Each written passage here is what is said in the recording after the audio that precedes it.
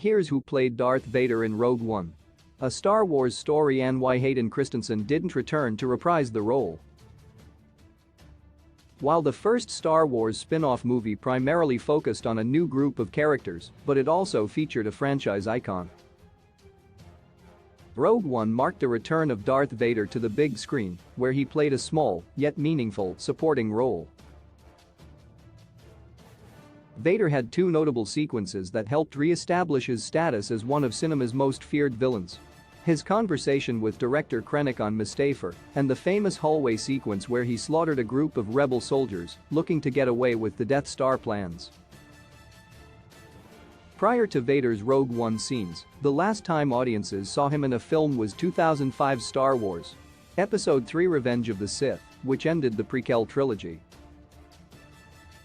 There, Christensen donned the costume, portraying Vader's first moments in his life support suit. With the character returning in Rogue One, some wondered if Christensen would come back to be Vader's physical presence, but Lucasfilm instead looked to others for the role. Christensen returned to play Vader once more in the Disney Plus Star Wars show Obi-Wan Kenobi, but this won't be until 2022, well over a decade after Episode III was released. The place of the spin-off movie in the Star Wars timeline meant Christensen wasn't necessarily needed. As for who played Darth Vader in the Rogue One cast list, it's a dual role between Spencer Wilding and Daniel Napris. The former is an actor best known for prosthetic-heavy performances, such as Minotaur in Wrath of the Titans, Luca Brasi in Men in Black International, Prometheus in Victor Frankenstein, Mean Guard in Guardians of the Galaxy, and more. He was also one of the White Walkers in Game of Thrones. Napris is primarily a stuntman, with credits including Game of Thrones, multiple Harry Potter films, and Hot Fuzz. Vader's distinctive baritone rasp in Rogue One was voiced by James Earl Jones, who famously portrayed the character in the original Star Wars trilogy. Here's why Hayden Christensen didn't play Darth Vader in Rogue One. A Star Wars story. Rogue One never showed unmasked Vader during the build-up to Rogue One's premiere. There were rumors concerning Christensen's potential involvement. Lucasfilm president Kathleen Kennedy confirmed he wasn't in the film months before it came out. As much as viewers would have liked to see Christensen return, it wasn't a necessity for Rogue One, since the character was in the costume for the entire time. Similar to the original trilogy, the filmmakers needed to find a suitable performer who could fill out Darth Vader's suit and be intimidating on screen. With that in mind, it makes sense that Lucasfilm turned to the duo of Wilding and Napris.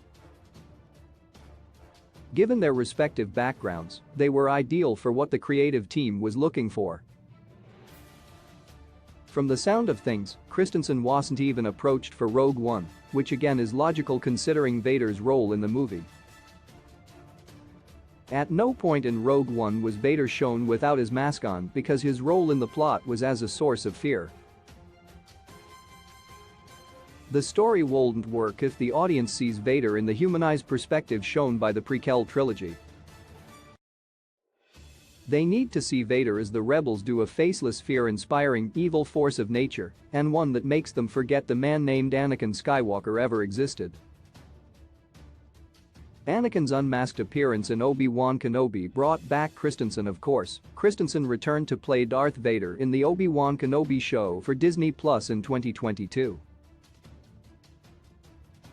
Unlike Rogue One, Vader was explored as a humanized character, with his past life as Anakin Skywalker and his relationship with Obi-Wan Kenobi serving as central to the plot. As such, it made narrative sense for Vader to appear unmasked, both contemporarily and in flashbacks. Fans were delighted to see the return of Hayden Christensen in the role, too. Over a decade had passed since 2005's Revenge of the Sith.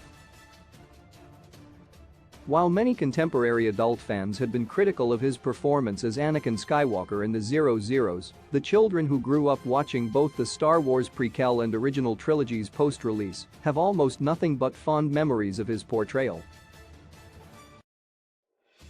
The timing of his return was perfect, too, with the nostalgia factor only adding to the anticipation of a Star Wars show that explored more of Darth Vader Anakin Skywalker's inter-trilogy years.